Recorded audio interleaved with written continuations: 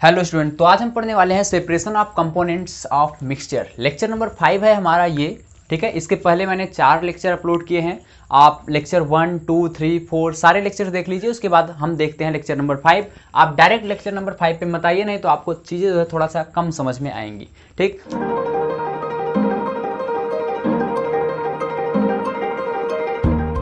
तो सारे लेक्चर को देख के फिर आप आइए लेक्चर नंबर 5 पे। और आज जो हम इस लेक्चर में पढ़ने वाले हैं वो है separation of component of mixture. ठीक है, जो भी हमारे पास मिश्रण है उनके अवयवों का पृथक्करण सीखने वाले हैं इसमें हम।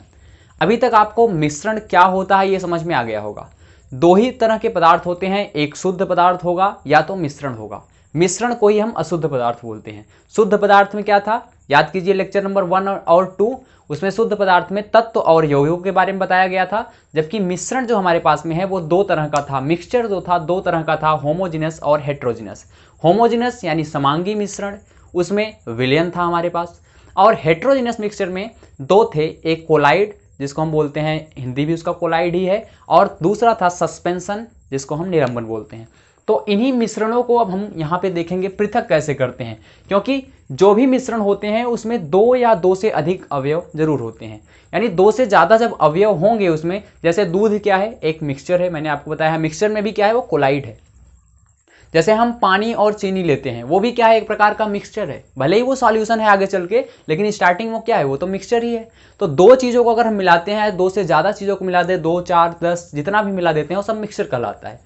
अब मिक्सचर में क्या होता है कि कोई भी मिक्सचर प्योर सब्सटेंस से मिलके ही बना होता है। जैसे हम बात करते हैं शरबत की, मैं बार बार शरबत का ही एग्जांपल देता हूं क्योंकि आपको बातें यहाँ से ज़्यादा क्लियर होंगी शरबत से, क्योंकि आप उससे रूबरू हैं अच्छी तरीके से।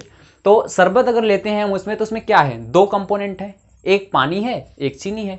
पानी क्या है, कंपाउंड है यानी शुद्ध पदार्थ है। चीनी क्या है, वो भी शुद्ध है। लेकिन दो शुद्ध पदार्थ जब बिना किसी अनुपात में मिल गए तो उसको हम क्या बोल देते हैं, मिश्रण। वो हो गया अब अशुद्ध।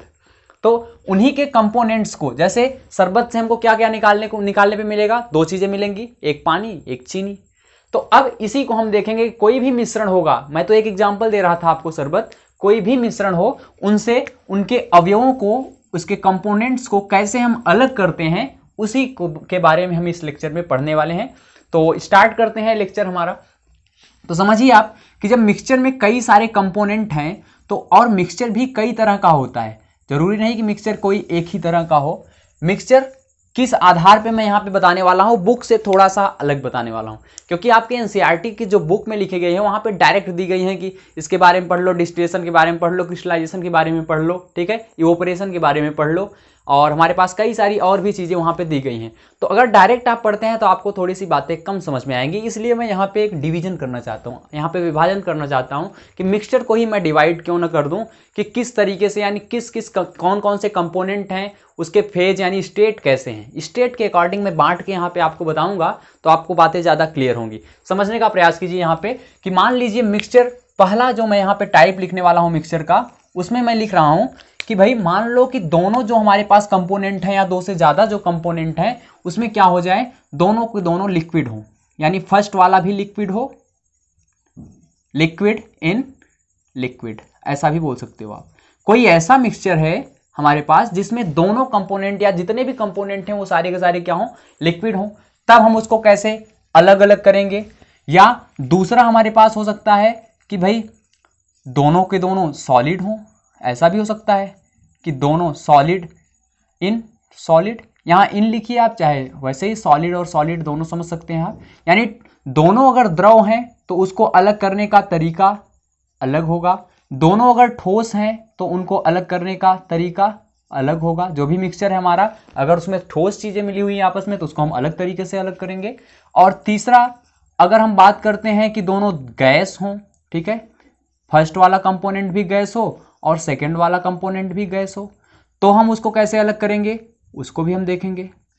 ठीक, और क्या हो सकता है, अब इनके आपस में कंपोजिशन से चीज़ें मिल सकती हैं। जैसे लिक्विड को सॉलिड में मिला दिया, सॉलिड को गैस में मिला दिया, गैस को लिक्विड में मिला दिया।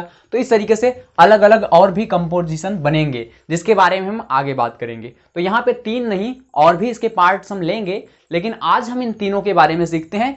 फिर इसके नेक्स्ट वाली जो हमारे पास लेक्चर होगा उसमें हम देखेंगे कैसे इनको आपस में एक्सचेंज करके भी मिक्सचर बनता है और उस मिक्सचर को हम कैसे अलग करते हैं। तो स्टार्ट करते हैं नंबर 1 से, और नंबर 1 हमारा है लिक्विड इन लिक्विड। तो अगर आपके पास कोई ऐसा मिक्सचर दिया गया है जिसमें दोनों कंपोनेंट या 2 से ज्यादा जितने भी कंपोनेंट हैं वो सारे के सारे क्या है उसमें लिक्विड हैं, तो जब दोनों कंपोनेंट लिक्विड होंगे तो वो 2 तरीके का हो सकता है। कैसा हो सकता है सर? जैसे या तो वो हो जाएगा मिसिबल या तो हो जाएगा इमिसिबल। ठीक है, 2 तरीके से हो सकता है। पहला, वो दोनों लिक्विड हो सकते हैं आपस में कैसे हो? इमिसिबल हो। इमिसिबल का मतलब होता है अघुलनशील। ठीक है, ऐसे दोनों लिक्विड हैं जो आपस में घुल ही नहीं रहे हैं। और या तो वो हो सकता है मिसिबल। मिसिबल का मतलब है कि वो आपस में क्या है? घुलनशील है। तो 2 लिक्विड अगर आपस में कोई मिक्सचर बना रहे हैं, कोई मिश्रण बना रहे हैं, तो वो 2 तरह का हो सकता है। या तो वो एक दूसरे में अघुलनशील होंगे या वो एक दूसरे में घुलनशील होंगे। जैसे जब इमिसिबल होगा, मैं एग्जांपल से आपको बातें और क्लियर करना चाहता हूं कि जैसे इमिसिबल का एग्जांपल है, अगर हम पानी में क्या करते हैं, वाटर में क्या करते हैं, ऑयल मिला दें। पानी और तेल, वाटर और ऑयल का एग्जाम्पल बड़ा अच्छा है इमिसिबल। कोई भी ऑयल हो सकता है, केरोसिन का ऑयल हो सकता है या किसी भी मस्टर्ड का ऑयल हो सकता है। पानी में मैं किसी का सरसों का तेल मिला दूं चाहे केरोसिन का तेल मिला दूं, दोनों चीजें एक ही हैं। पानी में तेल घुलता है? नहीं घुलता। अगर आप पानी में तेल घोलने का प्रयास करेंगे तो एक बार थोड़ी देर के लिए तो घुल जाएगा, लेकिन जैसे ही आप 2-4 मिनट 5 मिनट के लिए छोड़ देंगे फिर से तेल और पानी अलग अलग हो जाएंगे। तो इसको हम बोलते हैं इमिसिबल। है तो दोनों लिक्विड, पानी भी लिक्विड है, द्रव है, और तेल भी हमारे पास द्रव है। यानी द्रव और द्रव का हमारे पास एक मिक्सचर दिया हुआ है, मिश्रण दिया हुआ है, और इसको हम अलग करने का प्रयास करते हैं। तो ये तो सबसे सरल हो जाएगा। इसमें हम क्या करते हैं कि इसमें हम लेते हैं एक फ्लास्क। ठीक है, एक हम लेंगे फ्लास्क, और इस फ्लास्क में यहां पे एक हमारे पास में ओपनिंग होगी, और इसी में हम इस दोनों मिक्सचर को हम लोग क्या करेंगे, इसमें डाल देंगे।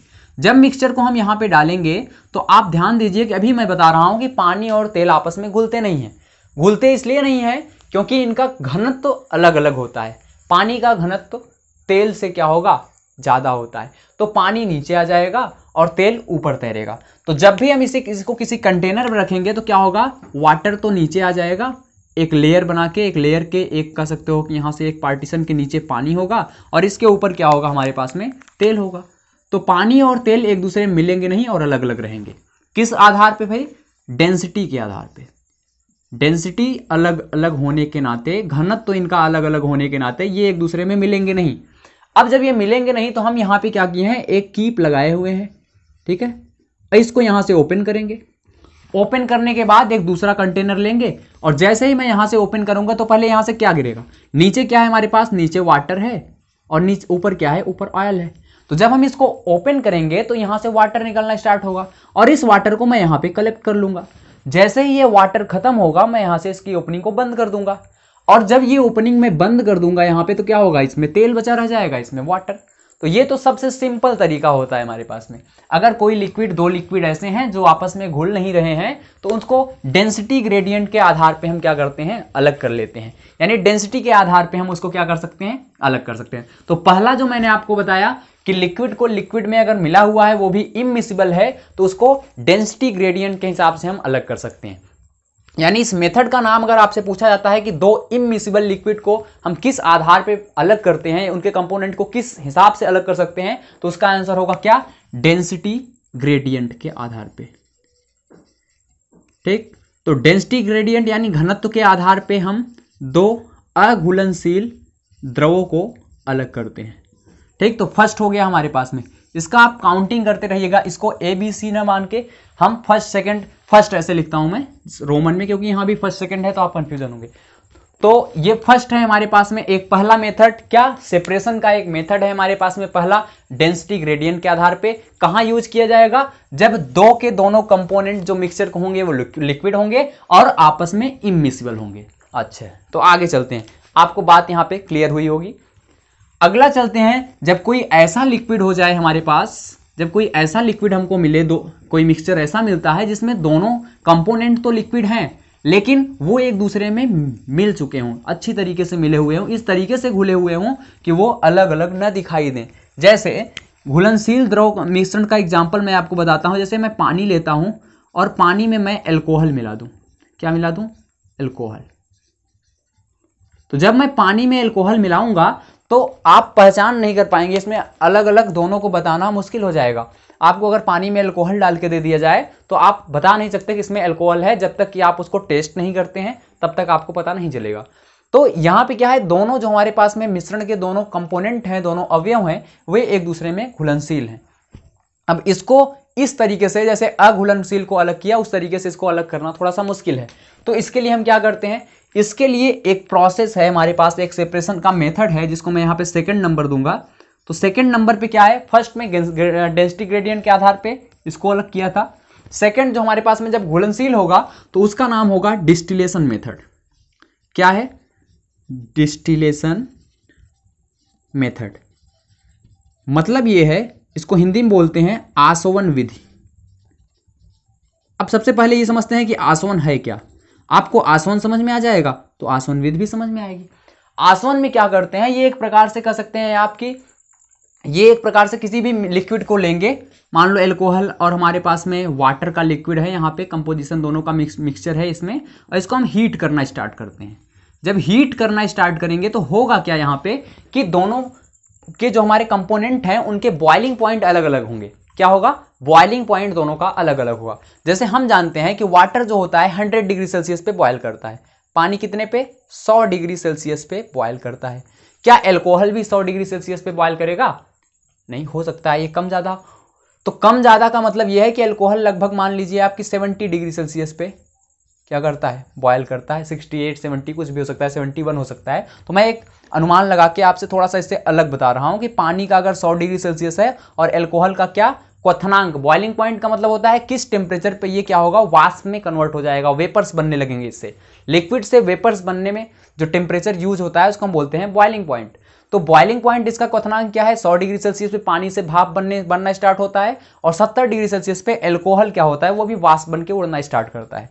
तो जब यहां से हम इसको गर्म करेंगे मिक्सचर को, तो मिक्सचर को गर्म करेंगे तो यहां से हम टेम्परेचर बढ़ाएंगे। पहले 10 डिग्री सेल्सियस टेम्परेचर लगाया, फिर 20 किया, 30 किया, 40, 50, 60, 70। जैसे ही 70 पहुंचेगा तो इसमें से क्या होगा, एल्कोहल का बॉइलिंग पॉइंट पहुंच गया। जैसे ये 70 हुआ, 70 डिग्री सेल्सियस, एल्कोहल का बॉइलिंग पॉइंट मिल गया और यहां से क्या होगा, एल्कोहल यहां से इवोपरेट होना स्टार्ट हो जाएगा, एल्कोहल उड़ने लगेगा।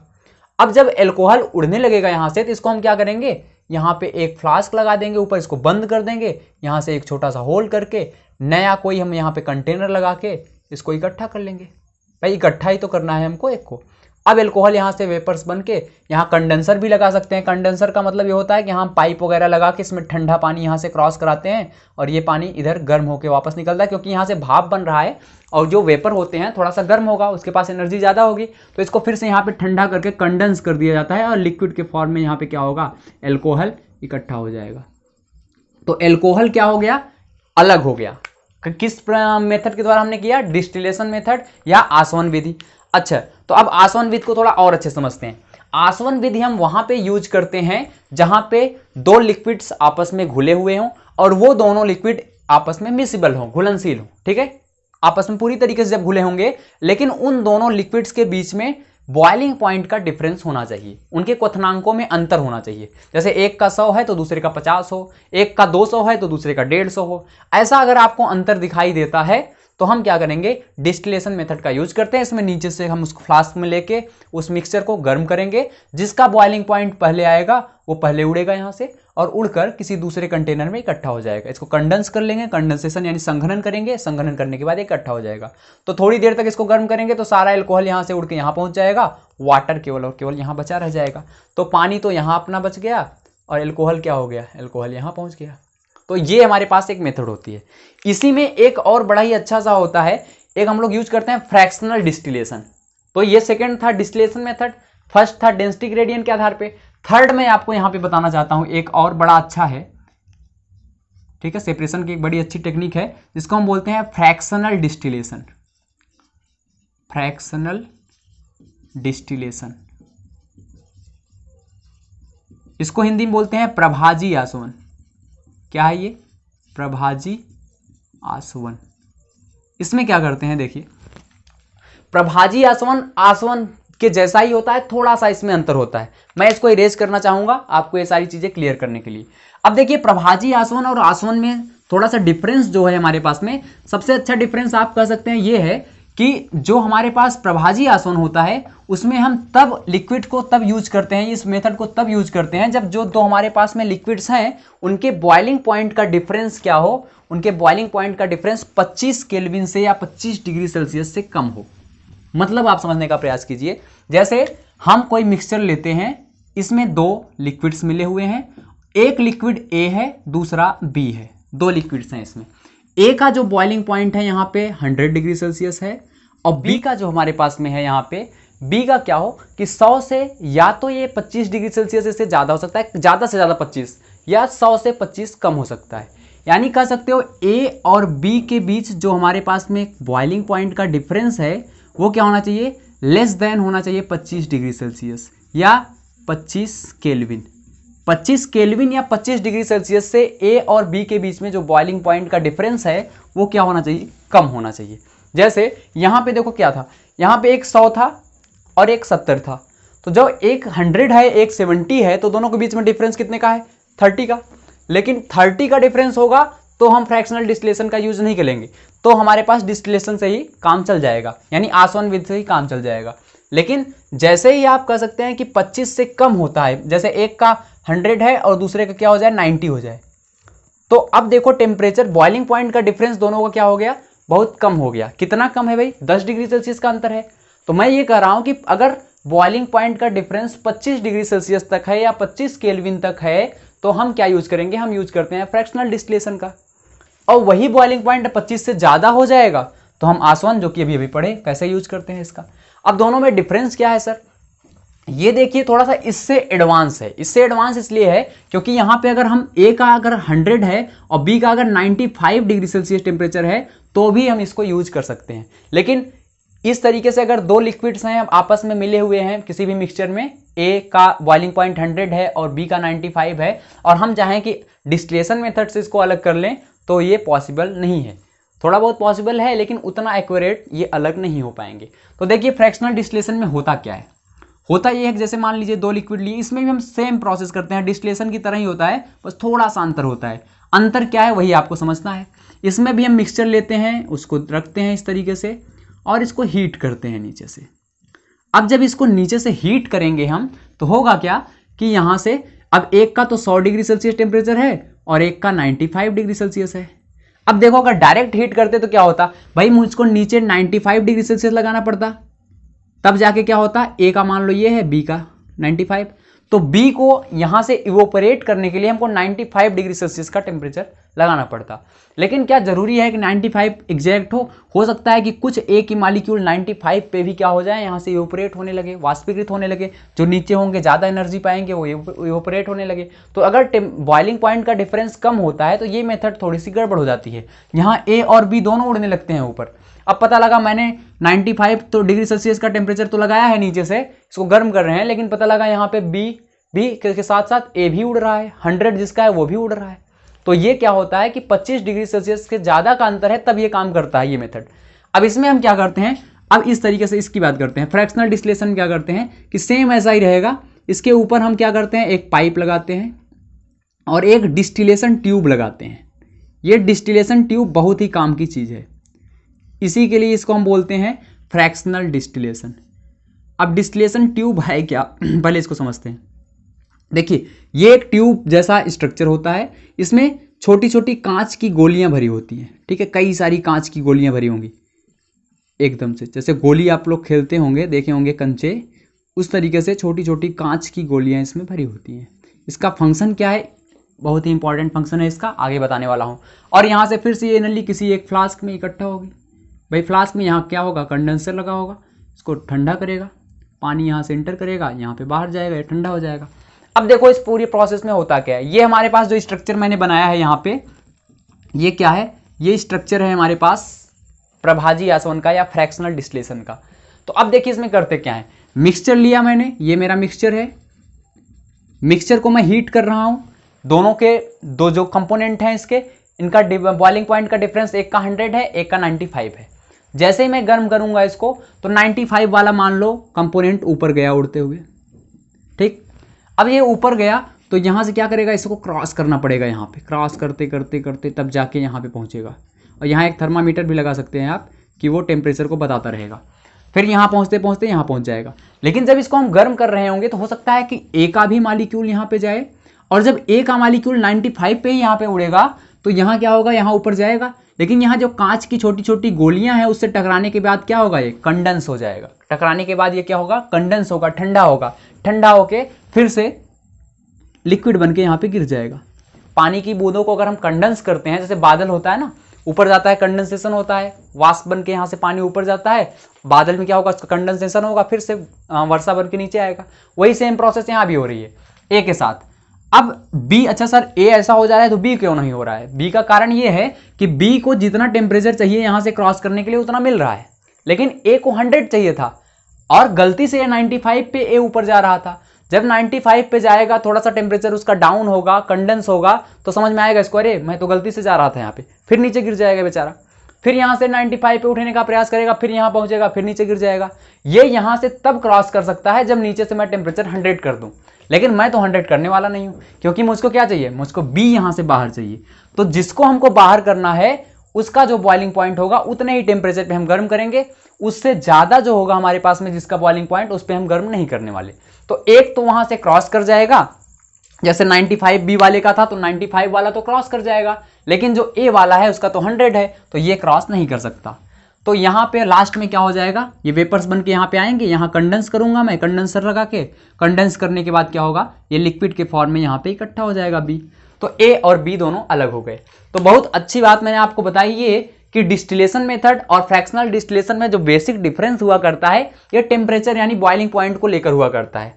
अगर आप डिस्टिलेशन मेथड का यूज कर रहे हैं तो 25 डिग्री सेल्सियस से दोनों लिक्विड्स जो हमारे पास में मिक्सिबल है, घुले हुए हैं आपस में, उनमें कम से कम 25 डिग्री सेल्सियस से ज्यादा का अंतर होगा तो हम यूज करेंगे डिस्टिलेशन मेथड का।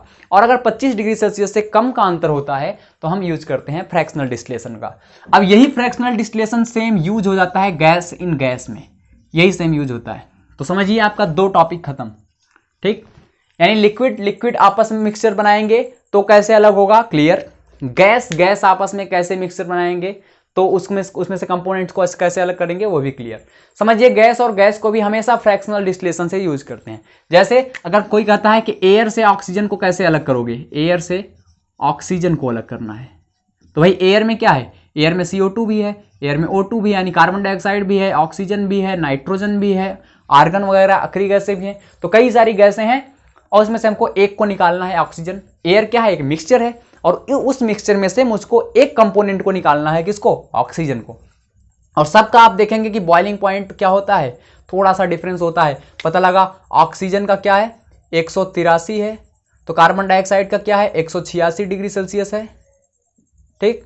और यहाँ पे आर्गन वगैरह का अक्री गैसों का कितना होता है, और ज्यादा होता है, 196 के आसपास, 196 डिग्री सेल्सियस, 196। तो 196 क्या है, अक्री गैसों का, 186 कार्बन डाइऑक्साइड का। सबसे कम बॉइलिंग पॉइंट जो होता है हमारे पास में वो होता है ऑक्सीजन का। लेकिन सर ये सब तो गैसें हैं, इसको हम ऐसे कैसे उबालेंगे, ये तो पहले से ही गैस के फॉर्म में है, इसको कैसे उबाला जाए यहाँ पे। तो होता क्या है, थोड़ा सा डिफरेंस करते हैं इसमें से। जब हम गैसों एयर से ऑक्सीजन को निकालना होता है तो पहले क्या करते हैं, इस एयर को लेंगे, मान लो इस एयर को मैं एक बॉक्स में यहाँ पे क्या कर दूं, बॉक्स में भर लिया, एयर को बॉक्स में भरा।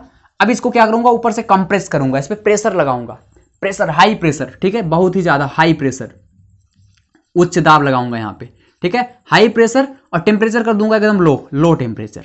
तो हाई प्रेशर और लो टेम्परेचर पे ये गैसें क्या करेंगी, लिक्विड में कन्वर्ट हो जाएंगी। गैस क्या होगा, हाई प्रेशर और लो टेम्परेचर पे गैस जो होता है वो कन्वर्ट हो जाता है लिक्विड में।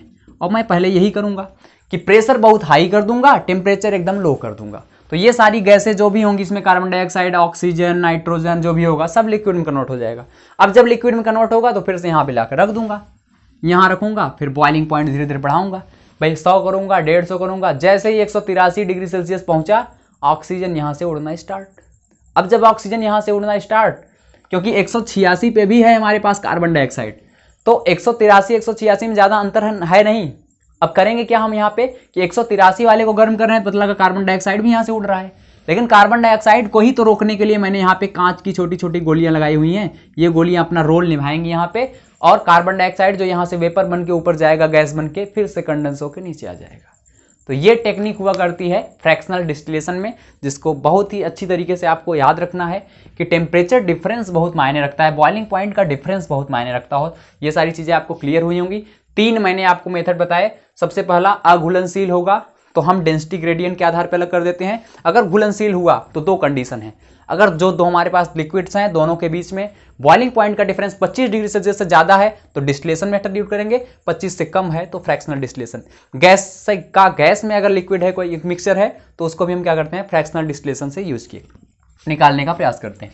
अब एक ही बचा है सॉलिड इन सॉलिड, इसको बताते हैं। अच्छा आप सोचिए सॉलिड इन सॉलिड कौन सा मिक्सचर है सर सॉलिड में? तो सॉलिड इन सॉलिड कोई भी मिक्सचर होगा, आप ज़्यादातर देखेंगे उसको क्या करते हैं हम लोग, बड़ी आसानी से डायरेक्ट अलग कर लेते हैं।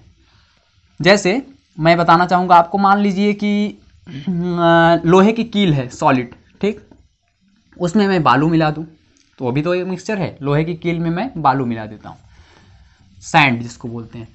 तो जब बालू को मैं मिलाऊंगा तो क्या होगा, बड़ी आसानी से आप हैंड पिकिंग कर सकते हैं, हाथ से उठा सकते हैं, या मैग्नेट वगैरह ला के क्या करें, मैग्नेट जैसे लोहे सॉरी लोहे की कील है, ठीक है, और यहाँ पे बालू वगैरह लगा हुआ है बहुत सारा, मान लो ढेर सारा है, तो इसमें क्या करेंगे, हम एक मैग्नेट लाएंगे बड़ा सा, सारे लोहे की कील इस पर चिपक जाएंगे और बालू अलग हो जाएगा। तो ये क्या था, बालू भी सॉलिड था, लोहे की कील भी सॉलिड है। तो सॉलिड का सॉलिड में ज़्यादा बहुत कह सकते हो हार्ड नहीं होता, आसपास चीज़ें हैं। जैसे अगर ये आप कह दोगे सर अब हम चीनी में नमक मिला रहे हैं, अब बताइए कैसे अलग करेंगे। अब चीनी में आप नमक मिला रहे हैं तो वो तो दिक्कत है, ठीक है, वो भी मेथड कोई अलग से एक स्पेशल मेथड नहीं है कि हम उसको अलग तरीके से अलग कर सकते हैं, लेकिन आप उसको क्या कर सकते हैं, फिर से हैंड पिकिंग की बात आएगी कि चीनी को अलग करना है, हाथ से ही कर सकते हो, कोई फिजिकल मेथड ही होगी, केमिकल मेथड इतनी आसानी से इसको अलग नहीं होने देगी। लेकिन फिर भी कई सारे मेथड्स होते हैं, कुछ जगहों पे हम ठोस का ठोस में बड़ी अच्छी तरीके से अलग कर सकते हैं। और यहाँ पे आपकी एनसीईआरटी के अकॉर्डिंग ठोस का ठोस में एक ही पढ़ना है, और वो प्रोसेस है हमारे पास में, वो 4th नंबर आएगा, क्योंकि 3 प्रोसेस अभी हम लोग पढ़ चुके हैं सेपरेशन की। तो चौथी प्रोसेस जो है वो हमारे पास में क्या है, वो हमारे पास में है सब्लिमेशन। सब्लिमेशन इसको बोलते हैं हिंदी में ऊर्ध्वपातन। ऊर्ध्वपातन ये है क्या, देखिए कभी भी कुछ ऐसे सब्सटेंस होते हैं जिनको अगर हम गर्म करते हैं, जैसे मान लो हम आइस है, ठीक है, बर्फ, आइस को गर्म करना स्टार्ट किया, ये मेल्ट होगा, मेल्ट होके क्या कर बनाएगा, लिक्विड बनाएगा। तो ये सॉलिड था, सॉलिड से क्या हुआ, लिक्विड बना, कब, जब हम इसको गर्म किए। अब इसको फिर से गर्म करना स्टार्ट करता हूं मैं आगे, तो ये क्या बनेगा, ये वेपर्स बनाएगा, यहाँ से वेपर्स बनेंगी, यानी वेपर्स क्या है, गैस है, लिक्विड से क्या हो गया, गैस बन गया। तो यहाँ आप ध्यान दीजिए कि सॉलिड से कोई चीज़ गर्म करते हैं, कोई भी सब्सटेंस होगा, सॉलिड से गर्म करेंगे तो लिक्विड बनेगा, लिक्विड को और गर्म कर देंगे तो गैस बनेगी, कुछ भी आप ले सकते हैं, सेम प्रोसेस। लेकिन कुछ ऐसे पदार्थ हमारे आसपास मौजूद हुआ करते हैं जो इस प्रोसेस को नहीं अडॉप्ट करते, वो डायरेक्ट यहाँ से यहाँ जाते हैं, सॉलिड से गैस। तो ऐसे सब्सटेंस को हम बोलते हैं सब्लिमेटेड मटेरियल, या कह सकते हो ऊर्ध्वपातित पदार्थ। तो ऊर्ध्वपातित पदार्थ क्या होते हैं, ऐसे पदार्थ जिनको गर्म करने पे वो सीधे ठोस से गैस में कन्वर्ट हो जाते हैं। सॉलिड से सीधा कहाँ जाएंगे भाई, सॉलिड से पहुंचेंगे गैस, लिक्विड जैसी कोई चीज ही नहीं दिखाई देगी। तो सॉलिड से गैस में कन्वर्ट होना क्या कहलाता है, सब्लिमेशन।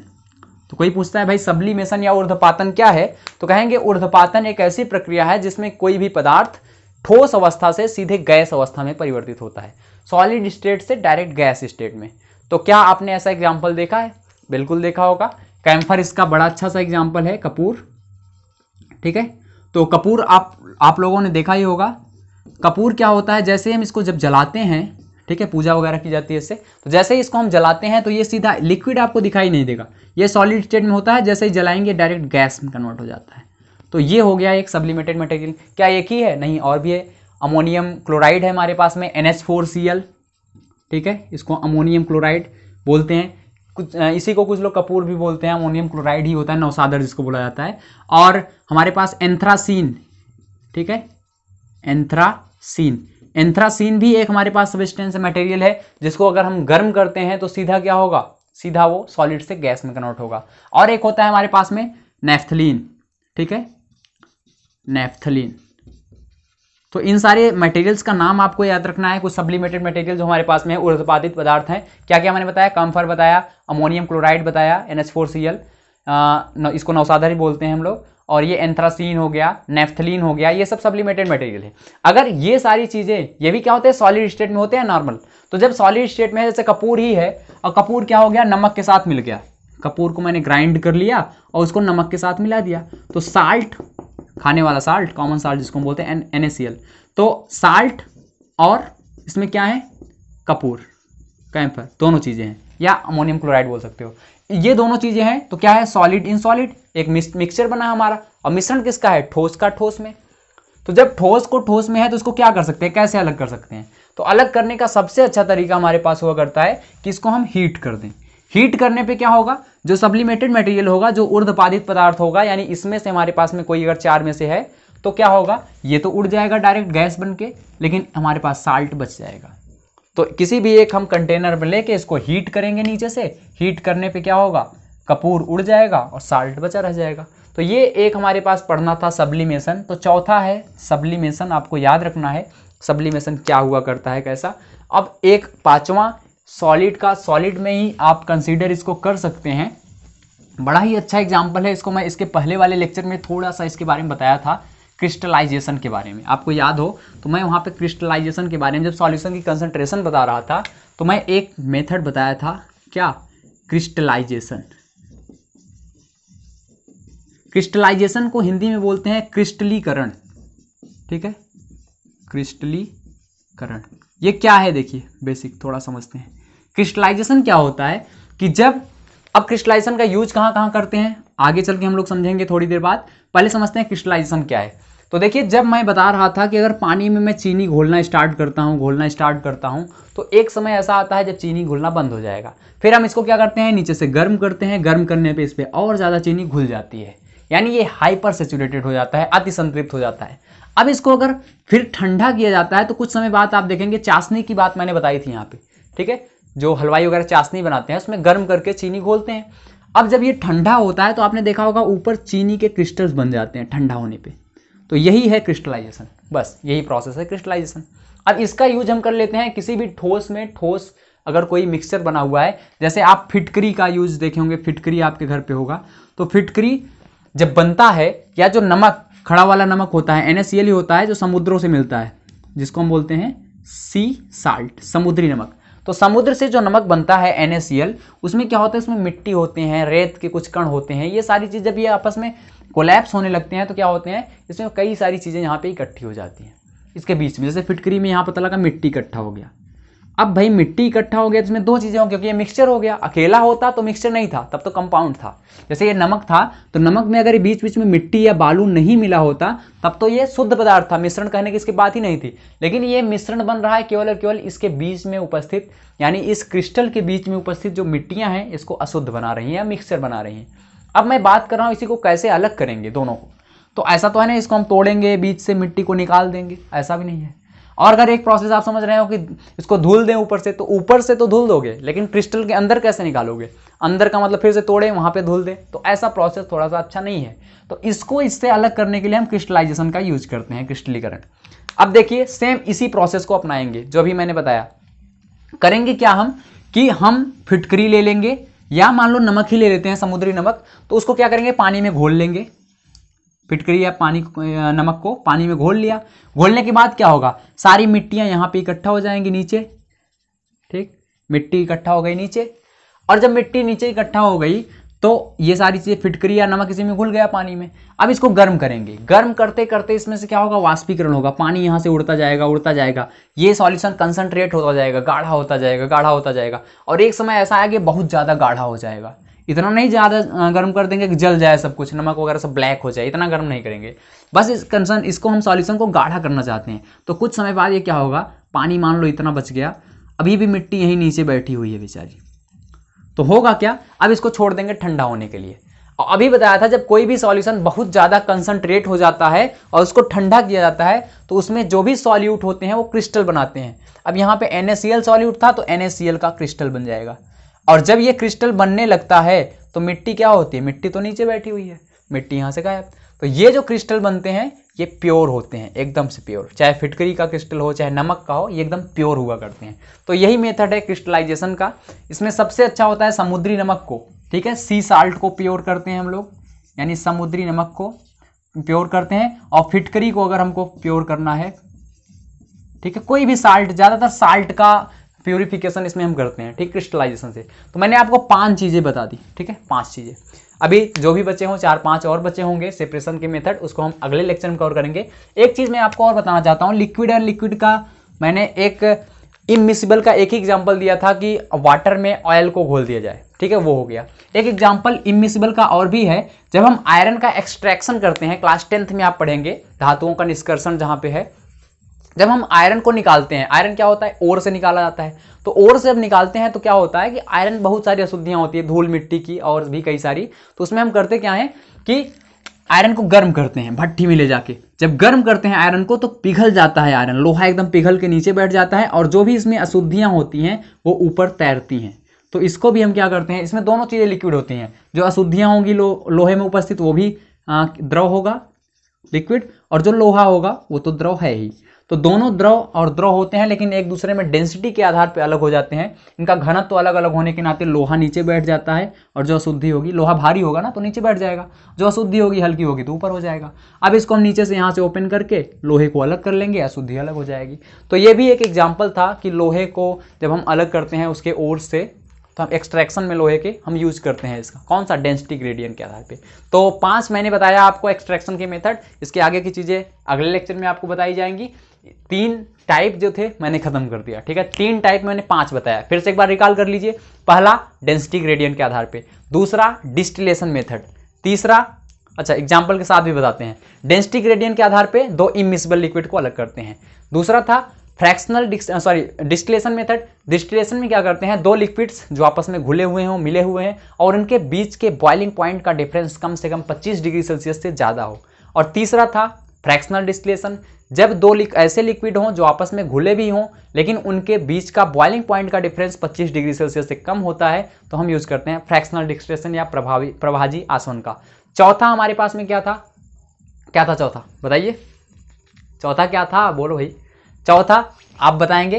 5वां क्रिस्टलाइजेशन था। क्रिस्टलाइजेशन में क्या है, क्रिस्टलीकरण, जब कोई ऐसे सॉलिड्स होते हैं जिसमें बीच बीच में अशुद्धियां फंसी होती हैं तो उसको हम क्रिस्टलाइजेशन की तरह यूज किया करते हैं। तो चौथा एक आपके लिए छोड़ा है, आप याद है आपको या नहीं याद है, आप सोचिए और उसको बता सकते हैं, आप कमेंट में लिख सकते हैं चौथा क्या था, ठीक है। इसके आगे अभी हो सकता है 4-5 और भी बचे हों, तो वो सारी चीज़ें आप लोग देखेंगे इसके आगे।